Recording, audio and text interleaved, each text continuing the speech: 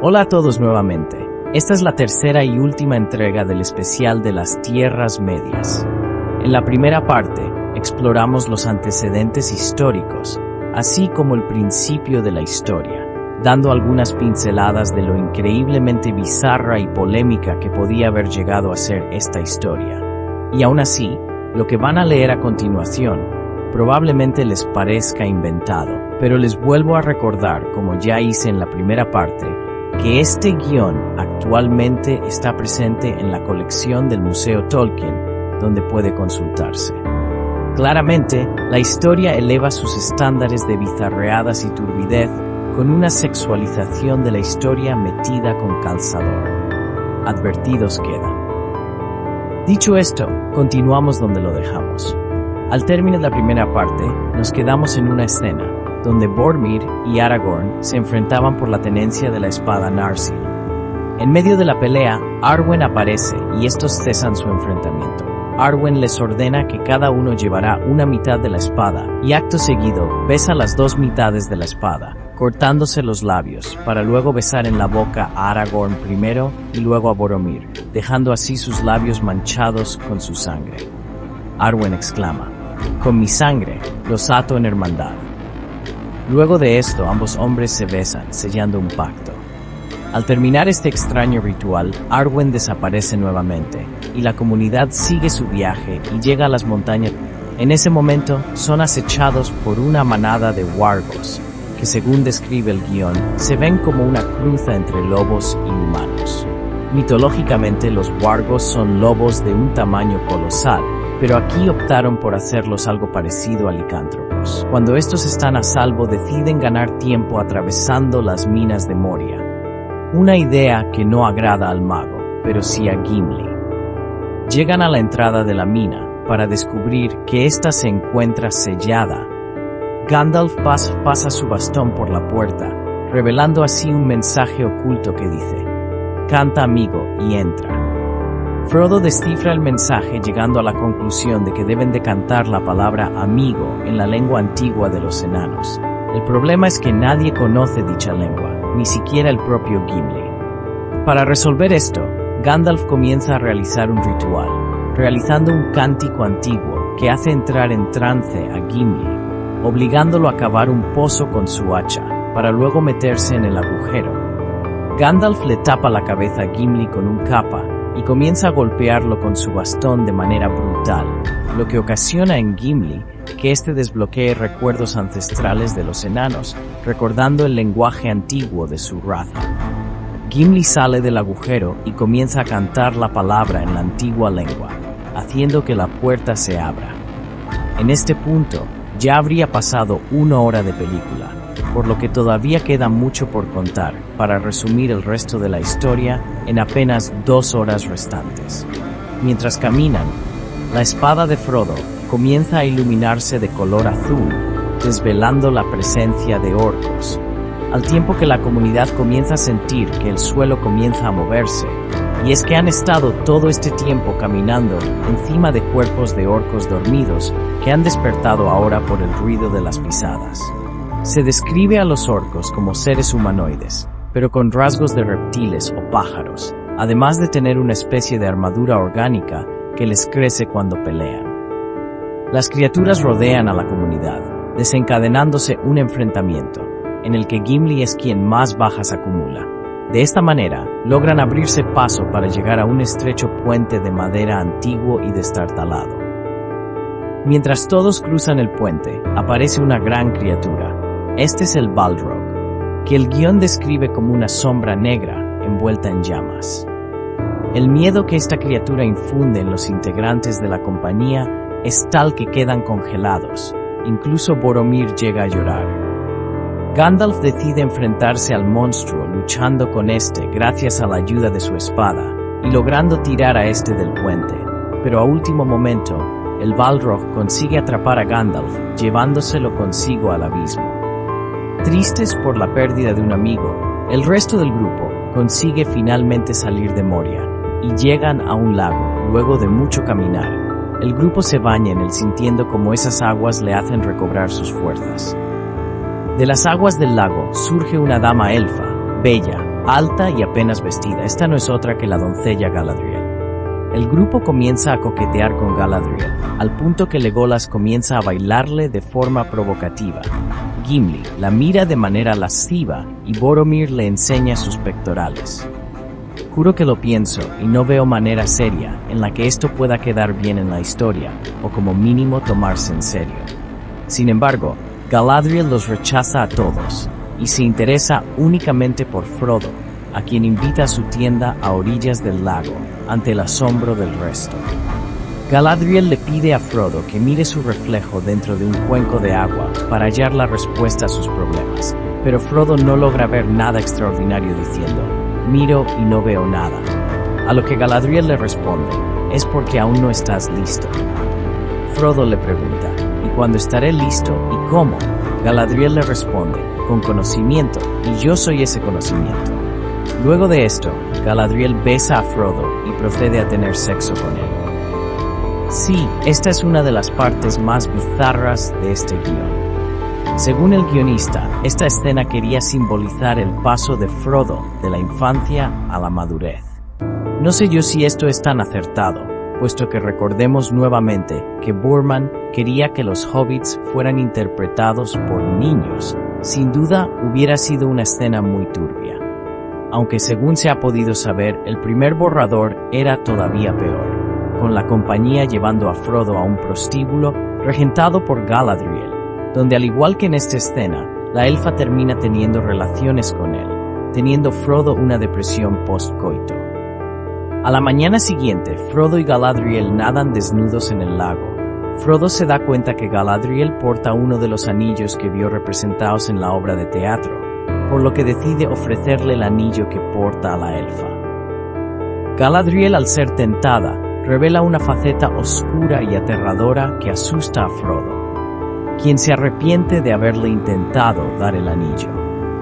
Galadriel le revela a Frodo que si destruye el anillo, los poderes de los elfos desaparecerán, relegando a este pueblo a perder la grandeza que una vez tuvieron. Sin embargo, finalmente acepta su misión y lo deja marchar. Frodo se reúne con el resto del grupo que lo mira ahora con envidia. La comunidad construye una balsa para cruzar el río. Mientras navegan, se dan cuenta de que Gollum los sigue nadando a la distancia. Aragorn se dispone a atacar a la criatura, pero Frodo se lo impide. El grupo llega a una encrucijada, un cruce de caminos, y Aragorn le dice a Frodo que al ser este el portador del anillo, era su decisión qué camino tomar. Frodo le pide un tiempo para decidir, y se aparte del grupo, pero es sorprendido por Boromir, que ha sido tentado por el anillo, y se dispone a matar a Frodo para hacerse con él. Frodo utiliza el anillo para hacerse invisible, y por el miedo a que otro amigo sea corrompido por el poder de este, decide seguir el camino solo. Boromir regresa arrepentido de lo que acaba de hacer, y les avisa a los demás que Frodo ha desaparecido, señalándole la dirección donde los vio por última vez. Aragorn, Sam, Legolas y Gimli van en busca de Frodo, quedándose los otros dos hobbits restantes, Merry y Pippin, consolando a Boromir, que se encuentra profundamente afectado. En ese momento, los tres son atacados por un grupo de orcos que hieren de gravedad a Boromir y secuestran a los dos hobbits, pero Boromir presenta batalla y elimina a varios de estos, aunque no es capaz de rescatar a los dos medianos. Con su último esfuerzo, Boromir hace sonar su cuerno para alertar al resto del grupo, que en ese momento ve como Frodo se aleja en una barca por el río. Sam se adelanta y le da alcance, uniéndose a este en su viaje. Mientras tanto, el grupo ha acudido a la llamada de Boromir, quien con su último aliento le da su mitad de la espada a Aragorn, pidiéndole que vaya a Minas Tirith a defenderla de los ejércitos de Sauron. Boromir finalmente muere, siendo enterrado por sus compañeros debajo de un montículo de piedras. Legolas y Gimli le dicen a Aragorn que irán detrás de los orcos que se han llevado a los hobbits, y Aragorn, a pesar de su promesa a Boromir, decide acompañarlos primero a ellos. El trío parte en busca de los orcos, siguiendo sus rastros hasta una llanura, donde encuentran al grupo de bestias, siendo masacrados por un batallón de soldados, con Éomer a la cabeza. Este es el príncipe de Rohan, y en esta versión es hijo y no sobrino de Theoden. Este les dice al trío que no han visto a ningún hobbit, por lo que entienden que estos han podido escapar de sus captores. Legolas encuentra unas huellas de estos que conducen a un bosque. Asumiendo que los medianos se libraron de sus captores y están a salvo, el grupo decide ahora sí poner rumbo a Minas Tirith. En ese momento, los soldados junto al trío de integrantes de la comunidad ven a lo lejos una figura parecida a la de un Nazgûl, alejándose al galope hacia el horizonte. Éomer decide volver rápidamente a Rohan para avisar de la llegada de este ser, a la vez que le cede unos caballos al grupo de Aragorn para que emprendan su camino. En este punto, el guión comienza a variar mucho respecto al material original, ya que tiene que condensar las dos torres y el retorno del rey en tan solo hora y media de película. Ejemplos claros de esto son la casi total eliminación de la trama de Rohan y el abismo de Helm. Volviendo a la historia, Frodo y Sam capturan a Gollum, al que obligan a jurar por el anillo que los guiará a través de los pantanos hasta Mordor. La criatura los conducen entonces hasta la Ciénaga de los Muertos, donde los hobbits ven en sus aguas los rostros de elfos, humanos y toda criatura que ha muerto allí. Gollum explica que son los espíritus atormentados de los muertos que cayeron en la guerra contra Sauron hace más de 3000 años. Gollum les dice que esto pasó cuando él apenas era un joven, por lo que en esta adaptación, Gollum es mucho más viejo que en el material original. En la noche, mientras los hobbits duermen, no se dan cuenta que están siendo engullidos por una ciénaga. Gollum se debate entre salvar el anillo o a sus amos, decidiendo finalmente salvarlos a ellos. Gollum consigue liberarlos, pero queda atrapado él mismo, hundiéndose en el barro. Los hobbits intentan ayudarlo, y Frodo le pide que luche, que prometió llevarlos a Mordor, a lo que Gollum responde que cumplió su promesa, que la puerta de Mordor está delante de ellos, justo antes de hundirse por completo. En esta adaptación, la puerta tiene forma de calavera, similar al castillo Grayskull de He-Man. Mientras, en el bosque, Merry y Pippin se encuentran con una figura alta, blanca y luminosa. Ambos piensan que se trata de Saruman, por lo que intentan atacarlo, fracasando en el intento. La figura se ríe y se desvela que se trata de Gandalf, quien ahora se ha levantado de entre los muertos gracias a los sueños de las personas bondadosas. El mago hace descender a un gran halcón a donde se encuentran ellos, y mediante una conexión mental, logra ver todo lo que el gran pájaro ha visto sobrevolando la Tierra Media. De esa manera, descubre dónde se encuentran el resto de los integrantes de la comunidad. Gandalf hace aparecer a su caballo Sombra Gris y junto con los hobbits parten con destino a Rohan. El guión describe la sala del trono de Rohan como un lugar con estética espartana. En el medio se puede ver al rey Theoden, a su izquierda, un jorobado quien es el consejero y brujo del rey llamado Grima.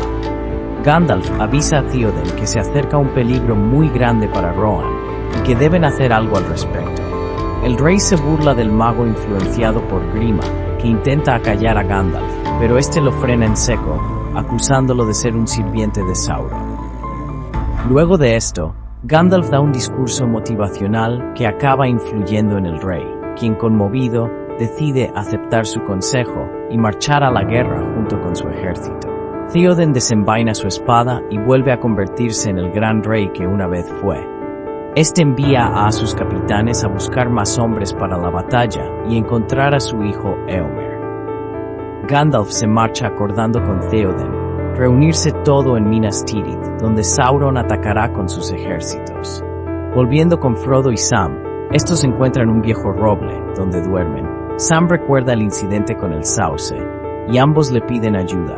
Este roble también resulta ser un Ent y con sus raíces logra abrir una brecha en las murallas de Mordor. Esta acción atrae la atención de varios orcos que vigilan el área. Frodo y Sam, que se esconden en un montón de ramas caídas del árbol, aprovechan para escabullirse mientras los orcos preparan el muro. En ese momento, los dos hobbits logran ver un gigantesco ejército de orcos partiendo para la guerra en Minas Tirith, mientras que por el otro lado vemos a los soldados aliados preparándose para la batalla. Vemos a Aragorn llegando a Gondor junto a otros montaraces, deteniéndose en una zona de batalla de la antigua guerra, y comienza a realizar un cántico que revive a los hombres y elfos muertos en batalla, convirtiéndose en un ejército de zombies que le siguen. Volviendo a Mordor, vemos a Frodo y Sam nuevamente, que huyen de unos orcos que los están persiguiendo, y se refugian en una torre, que resulta ser Torre Ungol, el hogar de Ella la Araña, Shelob en la novela. Para representar a la criatura se pensaba utilizar técnicas de stop motion.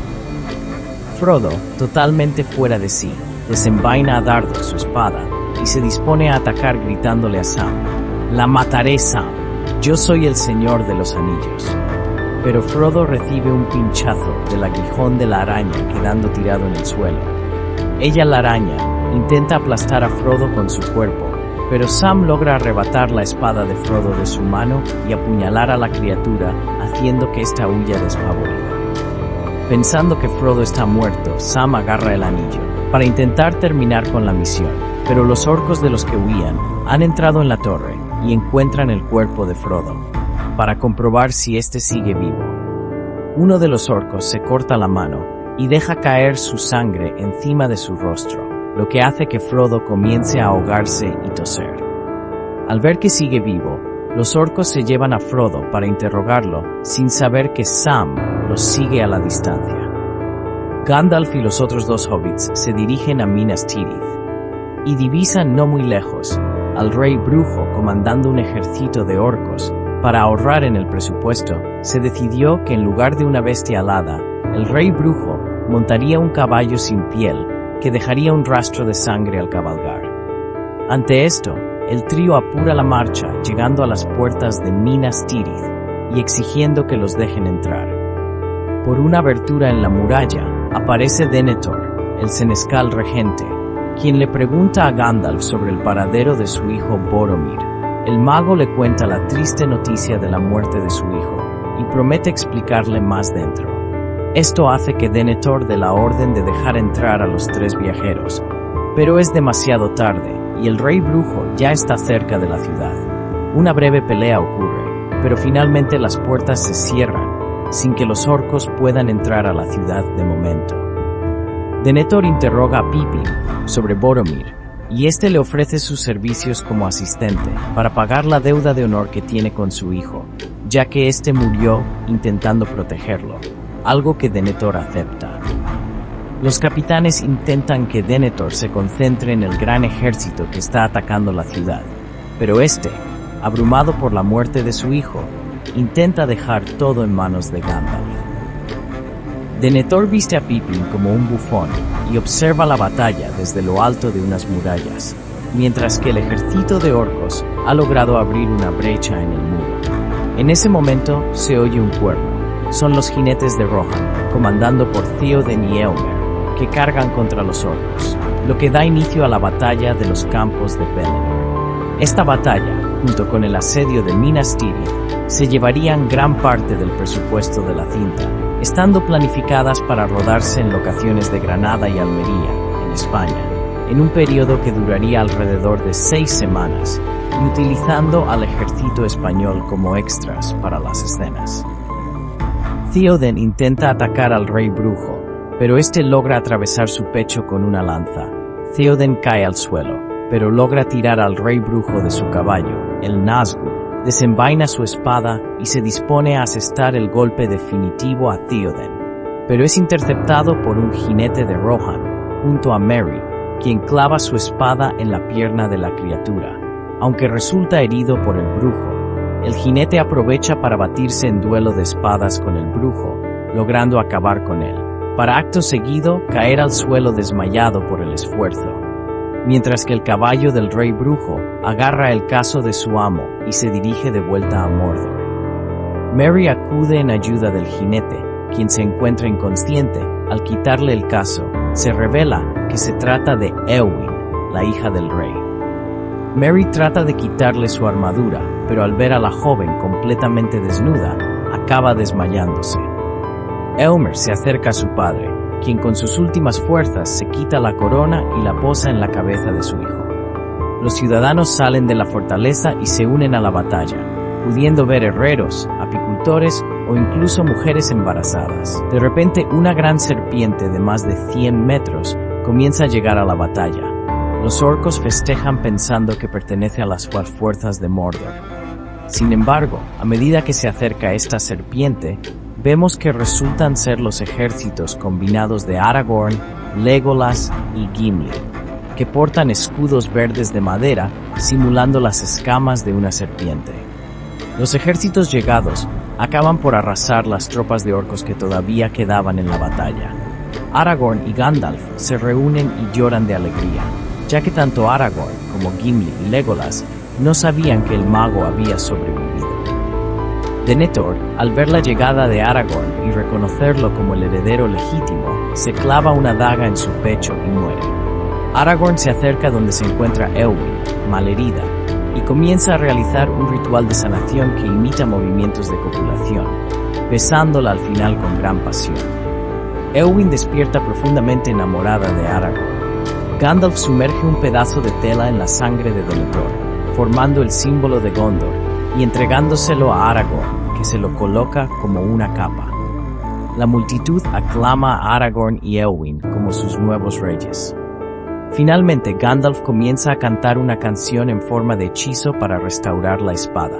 De las cenizas arderá un fuego y brotará la luz de las sombras. Renovada será la espada que se rompió y los descoronados volverán a ser reyes. Las dos mitades de Narsil brillan mientras Aragorn las sostiene unidas con las manos, hasta que finalmente la espada queda unida.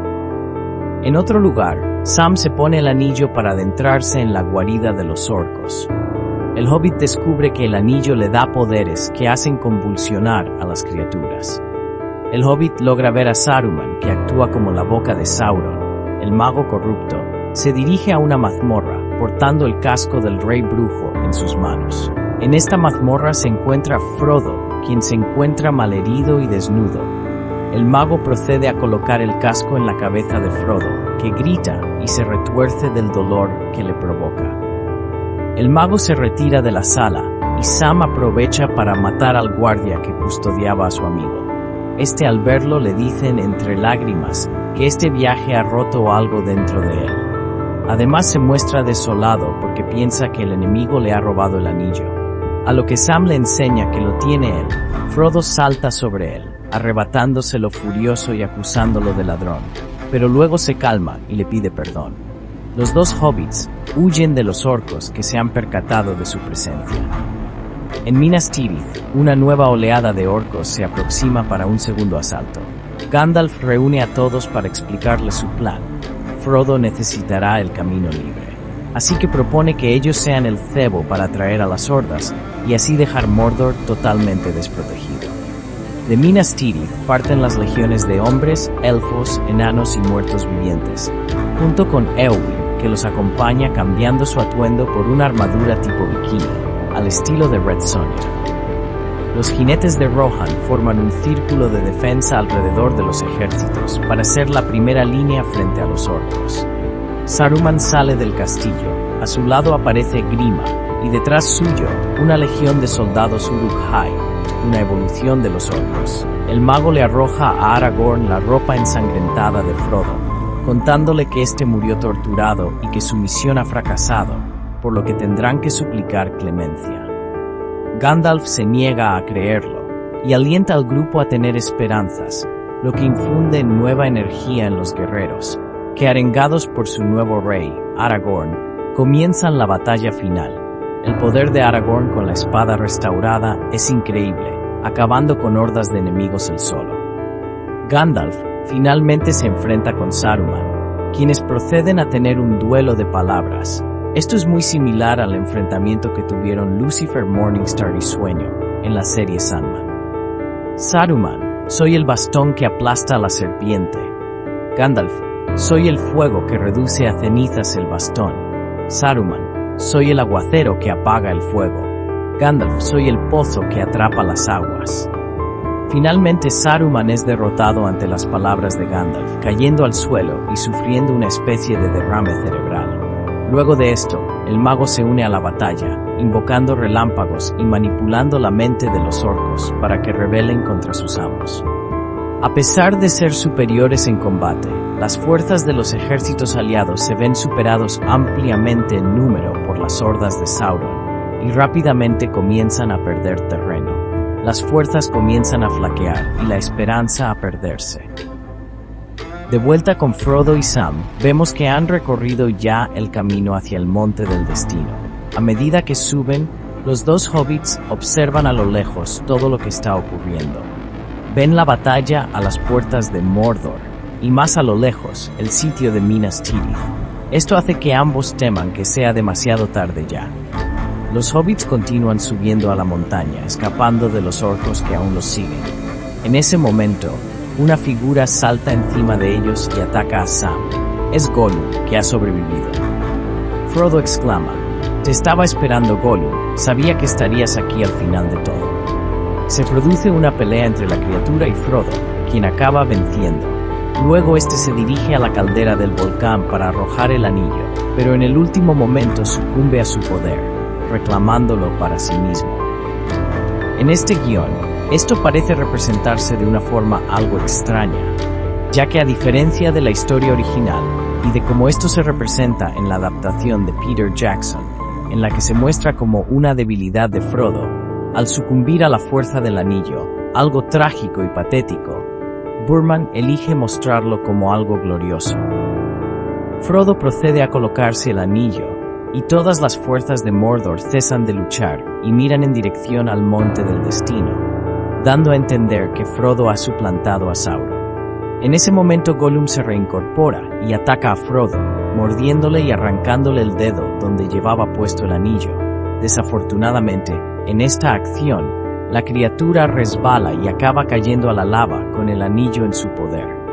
El anillo ha sido destruido, grandes terremotos azotan Mordor. La torre de Sauron se derrumba y las nubes negras que tapaban los cielos desaparecen, revelando un hermoso atardecer. En las puertas de Mordor, los orcos que peleaban para Sauron se convierten en humanos y reconocen a Aragorn como su rey. Además de esto, los muertos vivientes resucitados por este, al ver su misión cumplida, se desvanecen. Frodo y Sam bajan de la montaña, siendo aclamados por todos, mientras cantan «Frodo vive». Una vez todo ha terminado, Gandalf, Frodo, Sam, Legolas y Gimli deciden irse.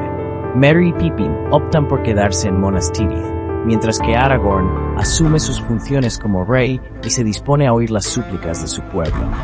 Siguiendo su camino, el grupo pasa por la tumba de Boromir, la cual ha florecido y se ha cubierto de bellas flores. Finalmente el grupo llega a la comarca, pero para sorpresa de Sam, Frodo decide no volver, afirmando que después de todo lo vivido, algo cambió dentro suyo, y este ya no es su hogar. Con lágrimas en los ojos, ambos amigos se despiden.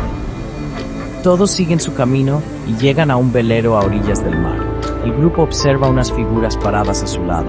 Son Elrond, Galadriel, Bilbo y Arwen, quienes los esperan. Legolas y Gimli deciden también viajar juntos, en lugar de volver a sus casas. El barco zarpa, y Legolas y Gimli oyen reír por primera vez a Frodo desde que todo comenzó. Mientras se aleja hacia el horizonte, se ve forma un arcoíris en el cielo. La película acaba con una frase de Legolas que dice: «Observa, amigo, el arcoíris aquí solo tiene 7 colores. Sin duda ellos están dejando un mundo mucho más pobre». Esto haría referencia a la pérdida de la magia del mundo que dejan al perder a estos personajes, a mi parecer. Voy a hacer una conclusión breve porque si no, este segundo vídeo me quedará demasiado largo. Esta historia podría haber sido una auténtica bizarreada de proporciones épicas, y quizás ese punto hubiera hecho que fuera un éxito o un verdadero fiasco. Dicho esto, sin duda esta película hubiera hundido a la historia original, a mi parecer, si bien el tronco argumental de la historia es el mismo, muy resumido.